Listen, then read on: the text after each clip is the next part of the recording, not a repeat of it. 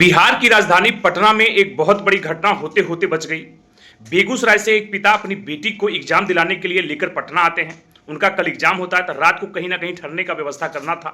Station पे रुकने का मन बनाते हैं, लेकिन उनको लगता है कि स्टेशन पे नहीं, जहां एग्जाम सेंटर पड़ा है वहीं आसपास कहीं रुके। दानापुर के पास आरपीएस मोड़ है, आरपीएस मोड़ से अंदर आरपीएस कॉलेज आता है, वहीं पे एक होटल है हिडन विला, वहां पे वो जो है रुकते हैं। अंदर एंट्री लेते हैं, उनसे एंट्री करवाया जाता है। उसके बाद पिता बेटी एक कमरा लेते हैं, कमरे के अंदर जाते हैं, कमरा नंबर 103। अंदर जाने के बाद वो लोग रेस्ट ले रहे होते हैं, क्योंकि कल एग्जाम था उनकी बच्ची का। उनकी बच्ची रेस्ट लेकर रहती पूरी रात। उसके बाद कल एग्जाम जो है वो बेहतर दे पाते, इसलिए वो होटल में 1000 रुपया दे करके वो पूरी रात रुकने का निर्णय लेते हैं। और रुकने के बाद जो है रात को जब सो रहे होते हैं तो करीबन 1 बजे के पास एक बताया जाता है कि नशे में एक व्यक्ति होटल का जो है वो दरवाजा खटखटाता है, नहीं खुलने पे वो अंदर घुसता है और उस पिता की बच्ची को, जो बेगूसराय से आए हुए थे एग्जाम दिलाने के लिए बच्ची को, उस बच्ची को वो खींच रहा होता है। उसके बाद जब खींच रहा होता है तो पिता की नींद खुल जाती है। पिता सवाल करते हैं कि तुम मेरे कमरे में क्या कर रहे हो और इतनी रात को 1 बजे क्या कर रहे हो। तब उधर से जवाब आता है कि हमने बेल बजाया था, आपने नहीं खोला। तो पिता का जवाब होता है कि तुमने 1 बजे रात को बेल क्यों बजाया, 1 बजे रात को क्या जरूरत पड़ी थी। अगर जरूरत पड़ी थी आधार का कुछ का तो पहले ले लिया जाता है, लेकिन होटल में बताया जाता है पिता की तरफ से नहीं लिया गया था, सिर्फ नाम लिख करके जो है हमें कमरा दे दिया गया।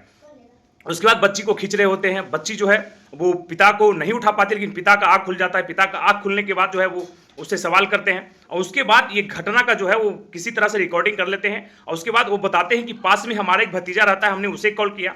उसके बाद भतीजा जो है 7 मिनट के अंदर वहाँ पहुँचता है। उसके बाद होटल में जो है दरवाजे लगे होते हैं, मेन गेट। उसके बाद दरवाजे के पास आके खटखटाता है कि ऐसी ऐसी घटना है। उसके बाद जो है वो अंदर जाते हैं। मैनेजर कहता है कि कुछ पैसे लेकर के इसे रफा दफा कर दीजिए, हमारा होटल जो है वो बदनाम हो जाएगा।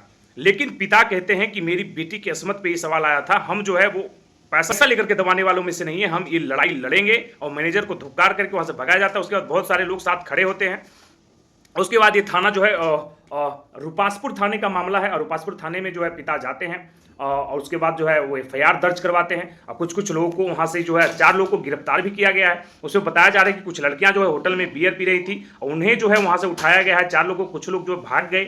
उनकी रिकॉर्डिंग उनके पिता बताते हैं कि मेरे पास है, लेकिन कहाँ तक सरकार कर क्या रही है। होटल कांड अभी तक नीट छात्रा के मामले में, बिहटा के मामले में बहुत सारी घटना बिहार में बच्चों के साथ हो रही है, खास करके पटना राजधानी में हो रही है। उसके बाद सरकार जो है वो पेपर पे कुछ हेडलाइन आया, उसके बाद दफा दफा हो गया। क्या एक्शन ली हॉस्टलों के ऊपर, किसी के पास कोई जवाब नहीं।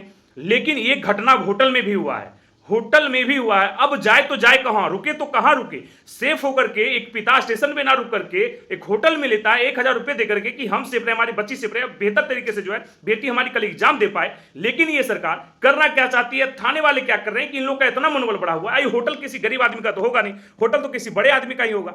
होटल बताइए, इतना बड़ा होटल में इतनी बड़ी घटना, अब होटल में भी घटना शुरू हो गया है। पटना के हॉस्टल में तो घटना घट ही रही थी, लेकिन अब हॉस्टल में भी जो है इस तरीके की घटना हुआ। इतना मनोबल बढ़ा हुआ है। वो आदमी आता है, बताया जाता है कि होटल वाले से जब पूछा गया वो व्यक्ति कौन है तो कहा जाता है कि होटल मालिक के ड्राइवर है। ये जो है उनके लड़की के पिता आरोप लगाते हैं। पिता कहते हैं कि मेरी बेटी रात भर रोई है, एग्जाम भी बेहतर नहीं गया है। पॉलिटेक्निक का एग्जाम देने के लिए आई थी, एग्जाम भी उनका बेहतर नहीं गया है। बताइए कि किस तरीके से जो है सुशासन बाबू जब सुशासन चला रहे थे उस तरीके से। अब सम्राट चौधरी बिहार के नए मुख्यमंत्री बने हैं, उसके बाद से देखिए मामला और भी जो है वो कहीं ना कहीं उलझा हुआ नजर आ रहा है बिहार का।